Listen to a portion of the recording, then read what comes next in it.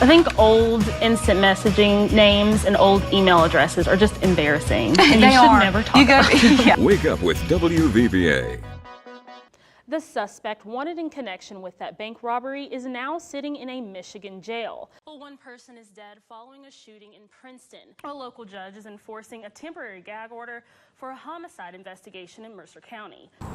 You probably can't tell now by how quiet it is here on Norton Lick Road, but this afternoon this was the scene of an officer-involved shooting. As the city of Charlottesville begins to move past a violent weekend, today state and local officials along with community members gathered at Paramount Theater for a memorial service honoring Heather Heyer. Taxes, regulation, and re-election. Those are just a few of the topics the president spoke about this afternoon in Greenbrier County while addressing GOP lawmakers. All right, thank you, Josh. Well, the lone West Virginia Democrat says that there are important questions that deserve answers out of today's event in White Sulphur Springs. Senator Joe Manchin released a statement about what he calls a growing concern about the tax plan. I hit the streets earlier this afternoon to talk with West Virginia and Virginia residents about how they felt about the Alabama special election. What are your goals for this session? Or if there's one thing you really want to see done or fixed or started, what would that be? The new municipal sales tax will go into effect on July 1st. Now, city officials in both Princeton and Bluefield organized meetings tonight to allow local business owners to ask questions and gather more information. What kind of work goes into something like this production? The season starts today and runs throughout October 30th, and after all this is finished, the corn that you see right here will actually go to feed cattle and help put food on your table. Well, today I went on a ride along with Princeton Police Department, but instead of catching criminals, we caught the holiday spirit. We are a very close-knit community, and when one of us hurts, all of us hurt. All of us should feel the pain of that particular loss. Brothers in blue, hands locked together and heads bowed out of respect.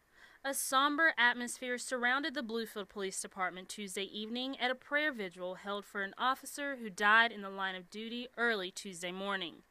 Dozens of people, including community leaders, Bluefield residents, and local law enforcement gathered to pray for the family of that officer, as well as the rest of the men and women who risk their lives every day to protect the community. I mean, these are real people. These are not people that we are seeing on TV. This is our community. But as the Bible says, prayer without action is powerless. So I'm just hoping that we won't just say, I'm going to pray for you, and that's it. The community, not only did we come together physically this evening for them, but we need to come together physically for the family wherever they are, whenever they need us. If they make their need known, we need to come together for them.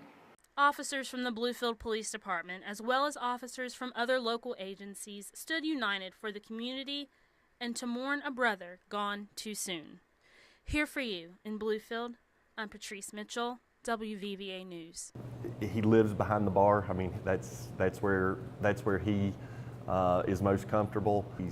He is the bar.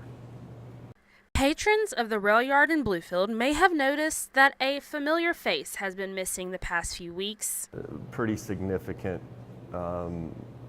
issues with cancer in different parts of his body, and he's had 2 major surgeries, and this has all happened since the very 1st of January. Jared has been undergoing treatment out of town for metastatic melanoma.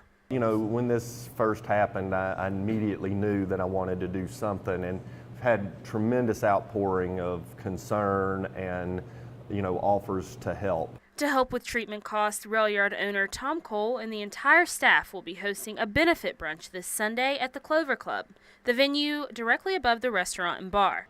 All the money raised will be donated to his fight. He's got major challenges ahead and lots of bills, and it'll be a challenge. Co-workers and friends are hopeful that the community, the same community that Jared has dedicated his service to, will come out and show their support for him. We were heartbroken and kind of thrown off kilter when we heard the news of Jared, but to be able to do this benefit for him is everything that he deserves and then some. So we want to make it the absolute best success that we can.